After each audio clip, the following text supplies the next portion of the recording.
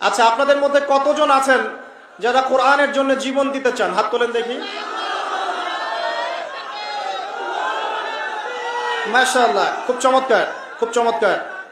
একটু দাঁড়ান, তাকবীর পড়ে দেন। এবার বলেন যে কতজন আল কোরআন বিশুদ্ধ করে তেলাওয়াত করতে জানেন? হাত তোলেন এবার। মাশাআল্লাহ, তাহলে জীবন দানকারীর সংখ্যা কমে গেছে আলহামদুলিল্লাহ।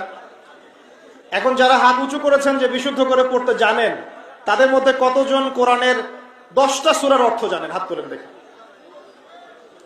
হাতের সংখ্যা একটু কমেছে। 20টা সূরার অর্থ জানেন কারা কারা? হাত একটু কমে গেছে না?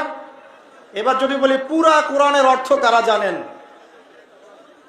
এবার মাশাআল্লাহ, একটা হাতও নাই। সমস্যা এটাই, আমি বারবার আমাদের সমস্যা নিয়ে কথা বলতে চাই। আমাদের সমস্যা, অন্যের সমস্যা না, আমাদের উম্মার সমস্যা। আমরা আল্লাহকে ভালোবাসি, রাসূলকে ভালোবাসি, কোরআনকে প্রচন্ড মহব্বত করি, শ্রদ্ধা করি, সম্মান করি, কোরআনের জন্য জীবন দিতে প্রস্তুত থাকি, তাই না? কিন্তু দুর্ভাগ্যজনক হচ্ছে ওই কিতাব আমরা পড়তে জানি না, ওই কিতাবের অর্থ আমরা বুঝি না।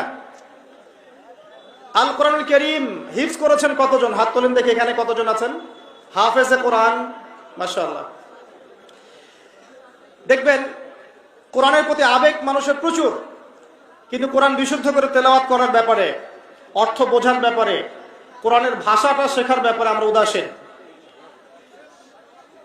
একটা কমন সেন্স, আপনি নামাজ পড়ছেন, নামাজের মধ্যে কোরআন তেলাওয়াত করছেন তো?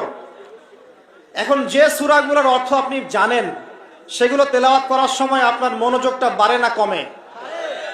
বাড়ে না কমে? আর যেগুলো আপনি অর্থ জানেন না, সেগুলোর সময় কি আপনি নামাজে মনোযোগ পান?